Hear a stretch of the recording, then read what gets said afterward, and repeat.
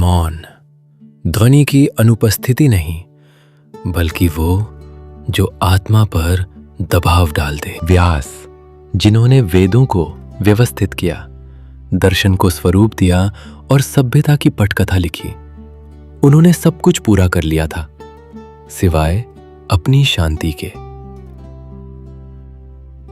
मैंने मानवता को ज्ञान दिया है, फिर भी मेरा हृदय अधूरा क्यों महसूस करता है? न कोई गर्जना, न कोई विस्फोट, बस वातावरण में एक हल्का सा परिवर्तन। एक दिव्य यात्री प्रकट हुआ, कंधे पर सहज टिकाई हुई वीणा, मानो वो स्वयं अनंत से चला आया हो। नारद, दिव्य दूत, विचार से भी तेज विचरण करने वाले, केवल भक्ति से संचालित। उन्होंने उपदेश नहीं दिया, उन्होंने देखा, फिर वे मुस्कुराए। व्यास, आपने एक प्रकाश स्तंभ बनाया, लेकिन दीपक जलाना भूल गए। शब्द वैसे ही उतरे जैसे सत्य उतरता है, धीरे से पर गहरे भार के साथ।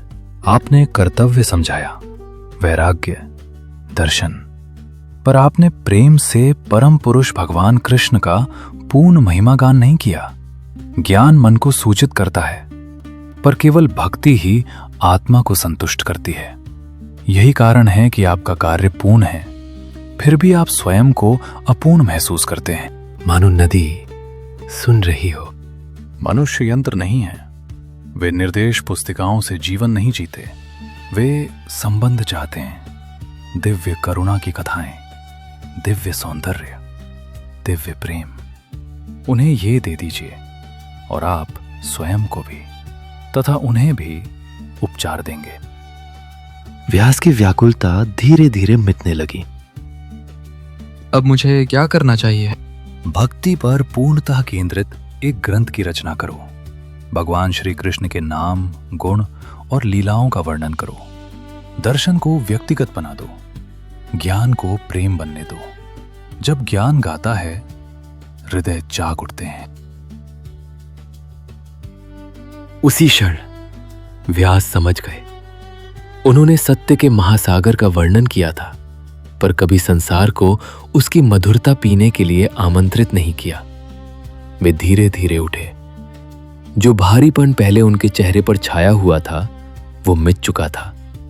अब उनकी आंखें स्थिर थीं, तेजस्वी, आत्मविश्वास से भरी। आपकी कृपा से गुरुदेव, मेरा भ्रम समाप्त हो गया है। आपने उस खोए हुए रत्न को प्रकट कर दिया। अब मैं जान गया हूं, ज्ञान की पूर्णता केवल भक्ति में ही मिलती है। नारद ने उसे स्नेह से देखा। अब और शब्दों की आवश्यकता नहीं थी। नारद ने अपनी वीणा उठाई। उनका मुस्कान तेजस्वी थी।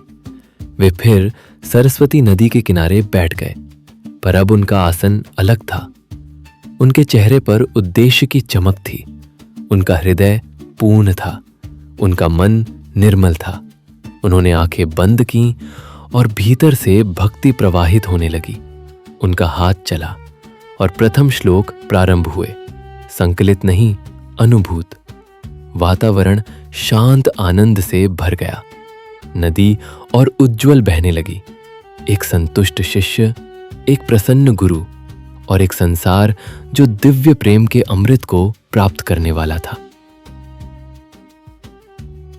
क्योंकि सर्वोच्च ज्ञान सब कुछ जान लेना नहीं है, बल्कि सेवा करना, समर्पण करना और परम पुरुषोत्तम भगवान श्री कृष्ण से प्रेम करना है।